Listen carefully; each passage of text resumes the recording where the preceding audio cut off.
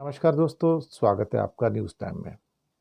दोस्तों, भारत चौथी बड़ी अर्थव्यवस्था बन गया, बधाई हो। जापान पांचवें पे आ गया, क्या कहूँ। मुंबई के एक बहुत बड़े अंग्रेजी दैनिक के अंदर एक बहुत बड़ा एडिटोरियल आता है। बोलता है आप चौथे बन गए, जापान पांचवा हो गया, बस अंतर यहीं खत्म हो गया। बोलता आप किस चीज में इंडिया को जापान से कंपेयर करोगे, किस चीज में? क्या कोई एक ऐसी आइटम है जिसमें आप कहो कि इंडिया जापान से ऊपर है? तो कहेंगे सिर्फ एक ही चीज़ है जिसमें इंडिया जापान से ऊपर है, या तो ये चौथी रैंकिंग है या इंडिया की पॉपुलेशन ज़्यादा है। बाकी तो दुनिया में कोई ऐसी चीज़ है नहीं जिसमें भारत जापान से ऊपर हो। ह्यूमन डेवलपमेंट इंडेक्स हो, एजुकेशन हो, हेल्थ हो, सिविक साइंस हो, सड़कें हो, पुल हो, ब्रिज हो, रेलगाड़ी हो, बसेस हो, मेट्रो ट्रांसपोर्ट हो, बुलेट ट्रेन हो।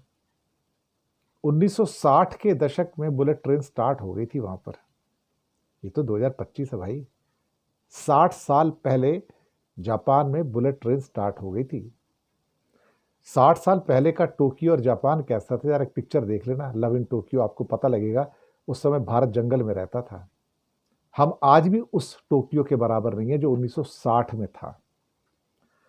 तो ये कहना कि अंग्रेजी अखबार ने लिखा अपने एडिटोरियल में, कहते बस सारे अंतर यहीं खत्म हो जाते, अदरवाइज इंडिया और जापान का कोई कंपैरिजन नहीं है। कहता हम तो ऐसा लगता है कि जापान से शायद सैकड़ों साल पीछे हैं, सैकड़ों साल, 10 20 30 40 साल नहीं, सैकड़ों साल पीछे हैं हम तो।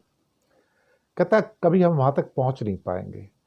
लेकिन एक पॉइंट मेरे दिमाग में भी आता है, जापान अमीर तो है ही खैर, और दुनिया का सबसे बड़ा डोनर देश है।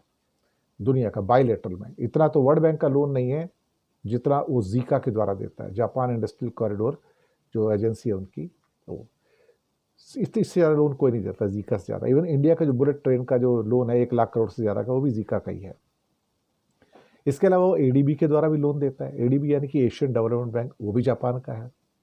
तो दुनिया का कोई एक देश जो सबसे बड़ा लैंडर है अमेरिका के बाद, वो जापान है, और कोई भी नहीं है।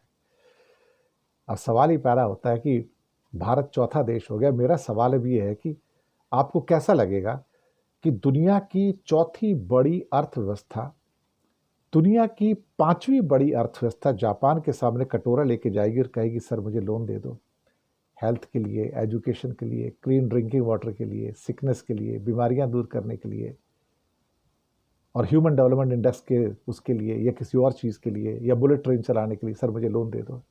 हास्यास्पद लगता है ना कि दुनिया की चौथी बड़ी अर्थव्यवस्था दुनिया की पांचवी बड़ी अर्थव्यवस्था के सामने साल में 10 बार कटोरा लेके खड़ी रहेगी, इसके लिए लोन दे दो, उसके लिए लोन दे दो, उसके लिए लोन दे दो, उसके लिए लोन दे दो।